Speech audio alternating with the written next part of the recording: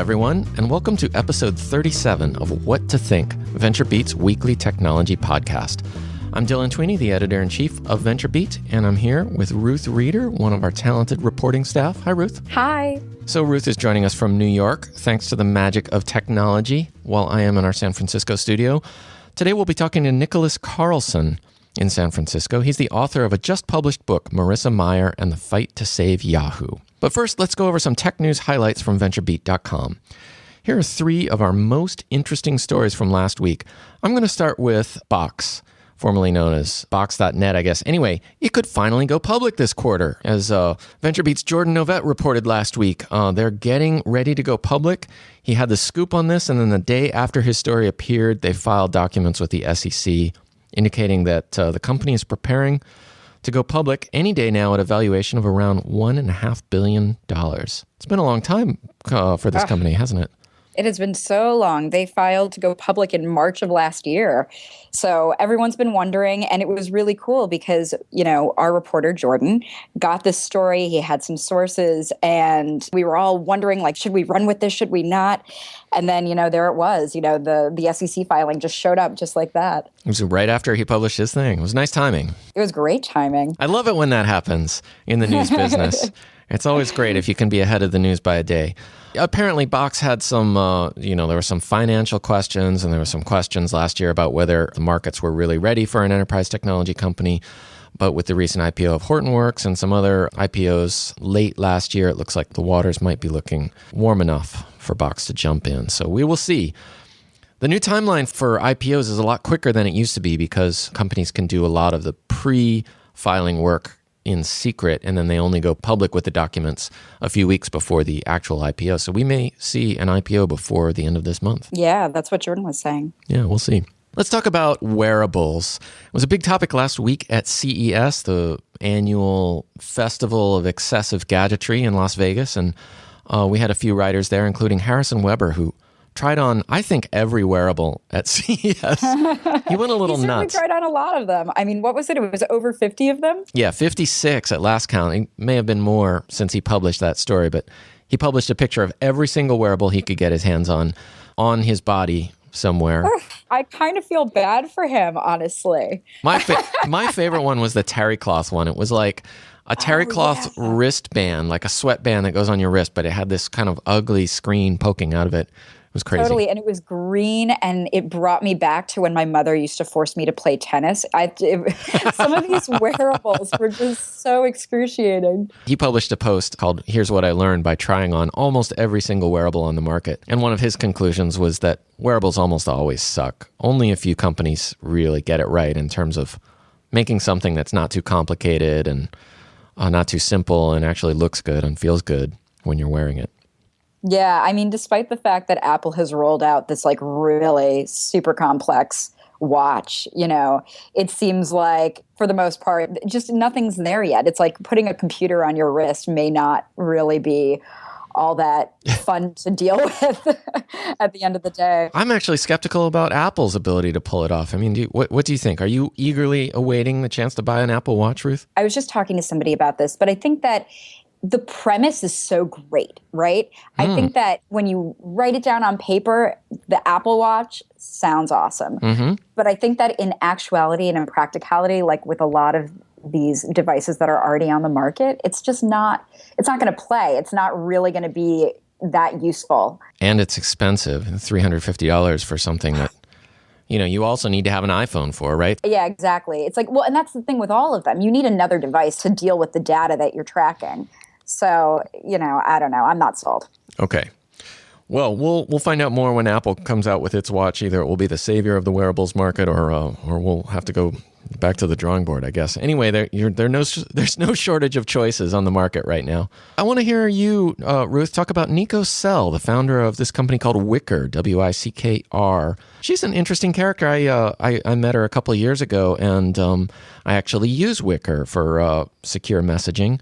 But you actually, spent some time with her and profiled her. Tell us why Wickr matters. So let me briefly discuss what Wickr is for anybody who doesn't know. Yeah. Wickr is a messaging app, and it's self-destructing messages, and there's also a level of anonymity to it. So if I wanted to send you a message securely, and be sure that nobody else could snoop that message and that you couldn't like save it and post it on Twitter or something. You just couldn't, it would automatically delete itself. I might use Wicker for that. Exactly. Like if you've got some top secret stuff you need to communicate to somebody else, that is a good app to do it with. And by the way, anybody out there listening to us, if you have secrets you want to communicate to the news media, send them to me on Wicker. My handle there is Dylan20, Dylan20. So it's great for things like news tips. Yes, I'm hoping. I haven't yet gotten a tip that way, but it could always happen. So carry on about why this matters. And there are lots of apps on the market. You've got Snapchat, you've got plenty, and even WhatsApp is offering end-to-end encrypted messages, so not anonymous or self-destructing, but like there are lots of things out there, right? Mm-hmm. But what's interesting about Sell's product is that there is immense technology behind her product. For instance, not only is it end-to-end encrypted, but like your message never hits a server, for example. Whereas with most of these products, it does. And that's where you see these hacks, right? Where, hackers are getting this cache of your images and messages and data and then posting them on 4chan and, all of this madness, right? Mm-hmm. But that's not the case with Wicker. And it's been backed by some really great security companies, like really big guys in the security field that work with like government entities. So it's verified essentially. Yeah. And interestingly, she's targeting kids. Like she sees it as a teenage messaging app, or that's how she's positioning it right now anyway. Yeah, well, I think that's sort of twofold. I mean, I think that on the one hand, she's trying to create an app that's really sticky, right? She wants lots of people to have their hands on it and use it. She's definitely going for a popular application. But on the other hand of that, she's also got kids. You know what I mean? And as a mom, she doesn't want her kids' stuff out in the world because she knows how dangerous that can be. In fact, actually, she shared something with me that I thought was interesting. It's something like, it's definitely 1 in 10 kids or something have their social security numbers stolen. Yikes. And their personal identities. So and this has actually happened to me, where when I first went to go try and buy a house, I was very young. I was in my early 20s, and somebody had credit cards in my name, and my credit score was in the toilet because somebody had stolen my information when I was young. So they basically had 15 to 20 years before I was going to figure out that somebody had stolen my personal information. And so this is one of the reasons that she's so gung-ho about kids. They're easy targets. Yeah. And especially with all their personal information on Facebook and, in the wild, it's easy to do. And if you can get them interested in more secure messaging alternatives early on, that might carry through to when they're making more serious communication decisions than whether or not to send a selfie to their friend. Totally. But so she's going for that, right? But the other thing, and getting back to what I was saying earlier, is that this is real technology. I mean, it's serious crypto.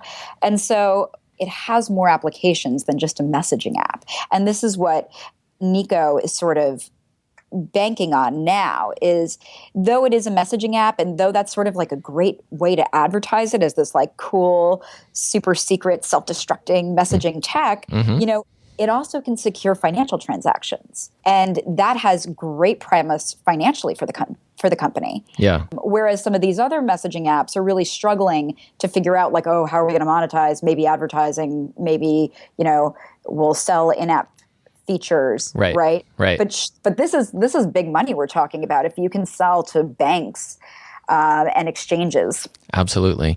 Well, if people want to read more, Ruth's story is a fantastic overview of Wicker and of Nico Sell's vision. It's called Wicker's CEO Nico Sell Behind the Glasses. And you can find that on VentureBeat.com, along with all of the other stories we publish every day. I'm going to pause for a sponsor message before we go to our guest, Nick Carlson. The What to Think podcast is brought to you from the San Francisco headquarters of our host and sponsor, New Relic, which helps customers make sense of billions of data points about millions of applications in real time. To be specific, more than 250,000 people leverage New Relic's comprehensive cloud-based solution to analyze more than 690 billion data points per day across more than 4 million application instances. And that's a lot. When your brand and customer experience depend on the performance of modern software, New Relic provides powerful insight into your overall environment, from the web to native mobile apps and more. And you can learn more at newrelic.com. Now let's welcome our guest, Nicholas Carlson. He's Business Insider's chief correspondent, and he's been with Business Insider for quite a few years, I think. His investigative reporting rewrote the histories of Facebook, Twitter, and Groupon, according to his dust jacket. And it's actually kind of true. He's a very good reporter. We're going to talk to him today about his book on Marissa Mayer and Yahoo. So welcome to the podcast. Oh, thanks for having me. It's a pleasure to be here. We're really glad you're here. So my first question is, you've gotten really deep inside Yahoo. You report on whether Marissa has washed her hair and whether it's dry yet or not, right? So how do you get that level of detail? I was just talking to another BI reporter about this, Eugene Kim, and he's like, you talk about the color of people's shoes. So what'll happen is I'll be talking, I talk to hundreds of sources for this book, and I'll be talking to one, and this source will start talking about the day that all the Yahoo executives in the room were gathered, and they all started seeing that on their BlackBerries and laptops that Kara Swisher was reporting that Dan Loeb says Scott Thompson lied on his resume. And, someone just tells you that while you're on the phone with them interviewing for this book, and you're like, that's a scene. I got to dig into that one. So then you just sort of dig in and say okay, this is going to be a centerpiece. Who was in the room? What were they wearing? How was everyone sitting? And then you sort of try to corroborate every detail with the other people that you can get to. A light bulb goes off because you're like, oh my God, this is a great scene. And then you just sort of report the hell out of it. So you're not always doing what color shoes was she wearing that day? But when you key into one of those scenes that is going to be really big, then you start asking those questions. Exactly. So I was on the phone with this one source who was like, I have got to tell you about this one thing that Mayer did. She read a children's book in front of the entire company. It was crazy. And it was on this day when she was taking anonymous questions from all of employees. And I was like, okay, this is another good one. Let's do it. Let's get into what was she wearing? And you bring up the wet hair detail, which people have razzed me on. They're like, you seem obsessed with wet hair and just hair in general. One reviewer is like, you talk about people's balding or not balding. And I guess it's a physical detail that it's easy to pick up on. But the wet hair thing, that people brought that up over and over. And it was always women's sources. They were always like, yeah, it was a really big, important meeting. And Mayer showed up and her hair was wet. So I guess I decided to include it because it kept getting brought up over and over. It's something that other Yahoos noticed, not just you or I would never notice that kind of detail. Yeah. But sources noticed it. I wonder what that means. Is she signaling that she's moving so fast she doesn't have time to blow dry her hair? Or is it Yahoo's being sort of catty about... I'm curious what Ruth thinks because it's a women thing, I think, actually, sort of, I really do. I think it is. It is a little bit. Can you explain? Sure. Well, most women never leave the house with wet hair. I think it's about partially professionalism and appearance. And so I think that's probably why it stood out to people. Yeah. This wasn't one of my planned questions, but I think it comes up again and again with Mayer, which is, as a woman, she's subjected to different kinds of questions and different kinds of expectations than a male CEO would be. And it could be trivial, like the hair, right? But do you think that has affected her ability to lead Yahoo? I don't think it's affected her ability to lead Yahoo. I think that as a powerful woman, she certainly gets unfairly examined. It's not actually unfairly examined. I'd say she gets unfairly treated by people who don't like her because she's a powerful woman. And it's something they can latch onto to criticize her. This is the thing that Sheryl Sandberg talked a lot about in her book, is that powerful women are not liked, unfortunately, as much by women as they are men, and it's an issue. And Marissa Mayer definitely deals with that. Now, did she cooperate with you at all in writing this book? Yeah. What I like to say is that I got plenty of access, none of it official, and none of it from Mayer and Yahoo, for sure. Okay. Despite plenty of opportunities from the get-go, as I was planning on writing the book, as it looked like I might get a contract to write the book, I was in touch, and they just ended up not really wanting to, even to the end. This is in my note on sources. Even to the very end, I sort of finished the book and I said, "Do you want to know what's in it?" And I just never heard back on that last one. So it was odd. It was odd. Well, they probably know what's in it now. Undoubtedly, the PR people are reading it and preparing their responses. Yeah. So at the beginning of the year, there was suddenly a lot of talk about, whether Mayer's time was going to be up soon. Do you think that she's going to be replaced this year? Do you think that? No, I don't. I think anybody who's saying this year is crazy. Okay. That's crazy. And why is that? Well, first off, start with her board of directors. Many of them are handpicked by her, and the ones who aren't are huge supporters of her. And those are the people who'd hire her and fire her. the CEO of Yahoo. And so they like her. She's not going anywhere. What Mayer is dealing with right now is an enormous pressure from shareholders to take, so there's this whole complicated thing where Yahoo invested in a company called Alibaba in 2005. Yes. And by 2012, when Mayer joined, and this is really the narrative of the last third of my book, is what had happened was Yahoo had sold some of its Alibaba stake at the request of Alibaba. And as a part of, sort of giving back for the agreement, Alibaba agreed to go public sometime around the end of 2014, beginning of 2015, or face serious penalties. And so what that meant was suddenly there was one way in the whole world for public average investors or mutual fund investors to get exposure to a fast-growing Chinese internet company. That's to buy Yahoo stock, and you're indirectly buying Alibaba. Exactly. And so Mayer had something turnaround CEOs never have, which is an opportunity to rebuild the company, carve it out, do whatever she needed to do while no one was paying attention to the quarterly numbers. They didn't care. So that's the narrative of the last half of the book. And it's not a spoiler to describe reality, which is that revenues didn't start growing again. There was a little bit of more user engagement and costs are as big as ever. And so when Alibaba finally went public, investors looked at the situation and said, okay, Yahoo's going to get billions of dollars from its Alibaba stake.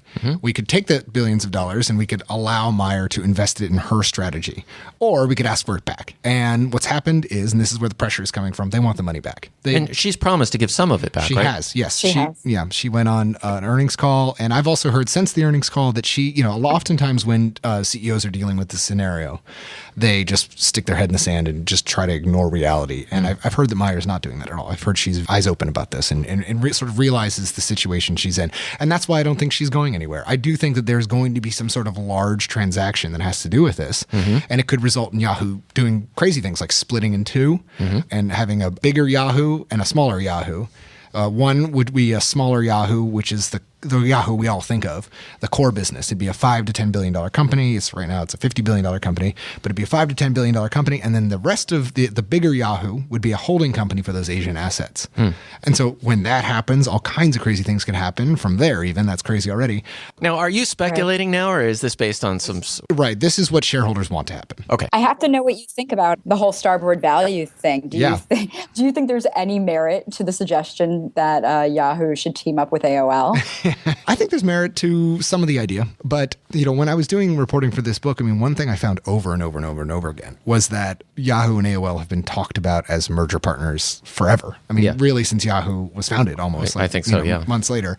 And most recently, before all this, Ross Levinson and Tim Armstrong were getting together and talking about making it happen. And it probably would have happened. In some ways, why does the world need both Yahoo email and AOL email? Why does the world need yahoo.com and AOL.com? They're the same thing. And right now you have development teams at both companies that are doing the same job. Email teams at both companies that are doing the same job. And sort of in a ruthless capitalistic view of the world, that's something that needs to combine and you eliminate half the costs. So that's some sense to it. So she's dealing with all this. So, obviously the vast majority of Yahoo's value right now is in these Asian assets.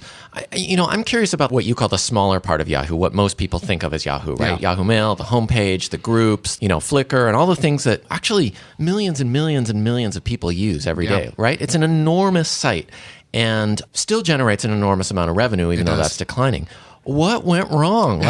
This is sort of a deliberately naive question, but why can't you take an enormous asset like that and make something really powerful out of it? The directors who hired Marissa Mayer, really Dan Loeb and Michael Wolff, faced the choice. Their choice was they could sort of take that big audience, which is something like 700, 800 million people a month, most of whom are going to Yahoo because they're Yahoo emailed users, and they kind of conveniently believe that they need to go to yahoo.com to go to Yahoo. Before they go to Mail. Exactly, So that's convenient. Right. But that still makes it, the number 2, number 3 site? It's ginormous. It's a very, very large website. And they faced a choice. Ross Levinson wanted to take that big audience and just optimize it.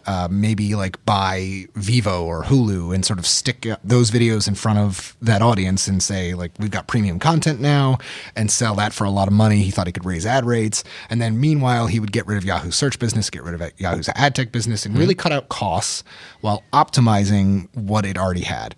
The other choice that, the book gets into is what they went with, which was hiring Marissa Mayer. They thought, why don't we hire someone who can be like almost a transplanted founder of Yahoo, like Mark Zuckerberg, like a Larry Page, come in here and really understands products and is an internet native and can create new things that billions of people will use, or a billion people will use. And Meyer is certainly that. I mean, she's, going way back to the early days of Google, she's very much a product person. Yeah, I mean, two big things that you can attribute to her are she had a huge role in Gmail and a huge role in Google Maps on the iPhone. That was her whole thing. She saw Apple was suddenly hiring up in Maps and was going to do its own thing, and she made the Google Maps app. I mean, she led the group. She didn't, but you know what I'm trying to say, which is a very, very popular application. But, it's been interesting. They haven't been able to do it even in 2 years. There's no app from Yahoo right now that people find that solves a problem that a lot of people have. I think that's Yahoo's problem. I don't think it solves a problem in a way that Google does or the iPhone does. Right. So. Do you think that has anything to do with Marissa Mayer's disconnect with perhaps Yahoo's audience? I know that that's something you pointed out in that article that you wrote for the New York Times. There's just a great story that illustrates this, which is, so Mayer had this, and Yahoo had this business called Yahoo Shine, which is a media outlet for women on Yahoo, and it was doing really well. It made $70 million a year, which is a lot for a media property. And Mayer was at lunch or breakfast, I can't remember, but it's accurate in the book. She's in New York. She's having lunch with Anna Wintour, the editor-in-chief of Vogue. Yeah. And she's talking to Wintour, and she's saying, I'd like to work together. We'd like to use Vogue content. And Wintour's like, but Marissa, where would it go? All of your Yahoo content is such garbage. I don't know if she used this accent. I think that's what Anna Wintour sounds like, right? Let's just go with that. Yeah, it sounds perfectly appropriate. I think wait, is Anna here? Wow. I heard the story a few times because Mayer would go around telling this story all the time. And just people who worked at Yahoo and worked there for a while were like, we're not Vogue and we'll never be Vogue. And by the way, we don't want to be Vogue. Like, Shine makes a lot of money. We're Walmart. Let's just be Walmart. Walmart's a great business. We'll be the Walmart of media. What's wrong with that? And this is kind of getting to what you're talking about is Mayer seemed to have a little bit of a disconnect about what Yahoo media should be. And it's maybe that problem is translated into product. I tend to give her more of a benefit of the doubt there just because two things. One, I think she in product tends to lean more on data. She's really data oriented in product, but in media she seems to go more with her gut. Her gut seems to be wrong a lot on that. And also she's got so much experience doing such great products.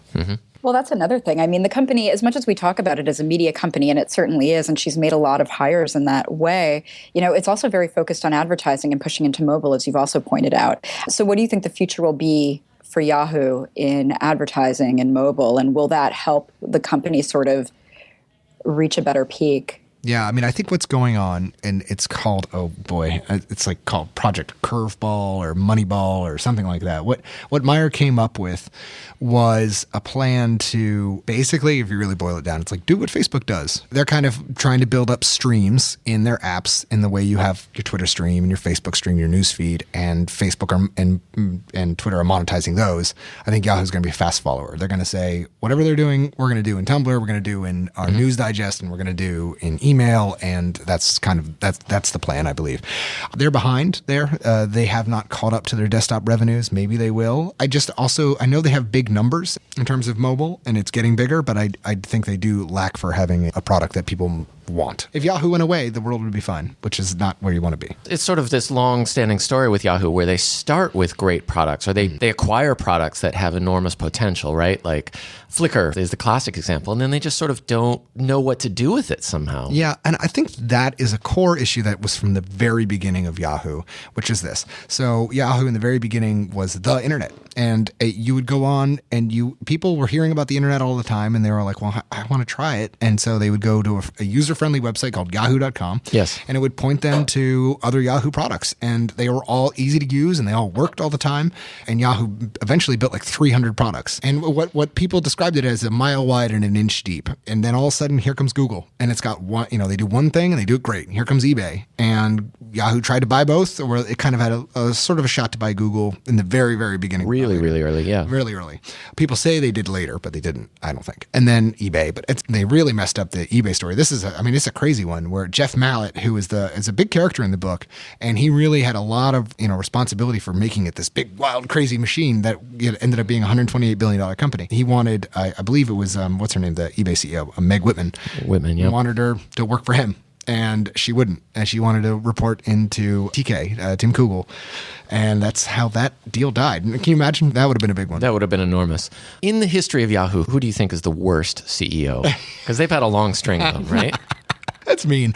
Here's what I will say before I get into the worst one. I'll give you an answer. First, what I'll say is so having covered Yahoo and all this space since 2006 or before, you get used to seeing Carol Bartz and Terry Semel portrayed as cartoon figures, as kind of like idiots, bumbling bozos. Mm-hmm. But what I learned reporting this book is that actually I came away really admiring both of them. Carol Bartz grew up on a farm in Wisconsin and went off to Atlanta to sell software in a world where there were not women selling software. Mm-hmm. A man told her when she became his boss that he would not work for someone who was plug compatible. That's gross, right? Yuck. It's awful. Yeah. And so she rose through the ranks of enterprise sales, and then she did this thing where she went to Autodesk, and she also beat breast cancer, and then she went to Autodesk, which was in desperate need of a turnaround, and she did it. She made it an amazing company, and she did it by solving a founder problem. So when they hired her, they're like, this woman knows how to do it. She's not that different from Mayer in a lot of ways. You're saying. I mean, she's a Wisconsin-born woman in a techie field, turnaround artist, right? And then, more briefly, Terry Semel, when he quit, he was the co-CEO of Warner Brothers. He could have had any job in Hollywood. He was a star. I mean, he was amazing. He did the Batman franchise. I mean, he really dove into DVDs, and so he was great. And so I sort of learned to respect these people. And really, so who's the bad guy? Is it people look at it and they're like, oh, Carol Bartz is such a goof. Carol Bartz probably wasn't a goof. Maybe the people who decided that they should hire an enterprise software person and put her in charge of a consumer internet company, maybe they were the ones messing up. And then the same thing with Terry Semel. It's like, great career, brilliant guy, did some amazing deals at Yahoo, actually. Maybe it's the board of directors that said, oh, let's be a media company instead of doubling down on what was working at Google and eBay and those kinds of places. But then I'll give you the worst CEO. I mean, according to my sources, the worst CEO at Yahoo ever was Scott Thompson. I mean, people just thought he was out of his depth. And when they hired him, they were like, who? Which years was he CEO? Scott Thompson was the permanent CEO just prior to Ross Levinson's interim CEO-ship, which I believe is a word. And then Ross Levinson lost out on the job to Marissa Mayer. So really, he was a couple of years ago. He was really the 2012 is when he was hired. Same year as Mayer. And he came in, and there's this one scene in my book where he goes into a meeting with Yahoo's agency clients. And one of them tosses a softball and says, how are you going to work with agencies? What do you think of agencies? And he said, well, I come from PayPal, where we want to have as few middlemen as possible. These are the people who fund the company. And they are just like, whoa. But sources would say, Scott Thompson. Okay. Yeah. I'm going to ask you to go out on a limb beyond your sources. Are you optimistic about the future of Yahoo, or are you pessimistic at this point? I mean, how can you be too optimistic? It's such a challenge. I am extremely optimistic about Marissa Mayer. She's 39 years old. She's made $700 million approximately from what I've heard. She's brilliant, creative, and hardworking, and I think she's got another 50, 60 years of it ahead of her. So I'm bullish on Marissa Mayer. Yahoo is a troubled situation. Even given that, Mayer could sell the company tomorrow, and she could do this split up and then allow a private equity company to buy it and say, look, you hired me as a software engineer, and look what I did as a financial engineer. The stock is whatever reason why it is, but the stock's up 2x, and I was there. So she could go almost anywhere. What's the next job? With that, yeah, that's right. Well, the book is Marissa Mayer and the Fight to Save Yahoo by Nicholas Carlson from Business Insider. Nick, thank you so much for joining us. What an absolute pleasure. Thank you. And thank you, listeners, for joining us for What to Think, VentureBeat's technology news podcast. As always, you can find us online at venturebeat.com. And if you haven't subscribed to our podcast in iTunes yet, please do so. Just search for What to Think on iTunes, and we'll see you there. Until next time, I'm Dylan Tweeney. Catch you on the other side.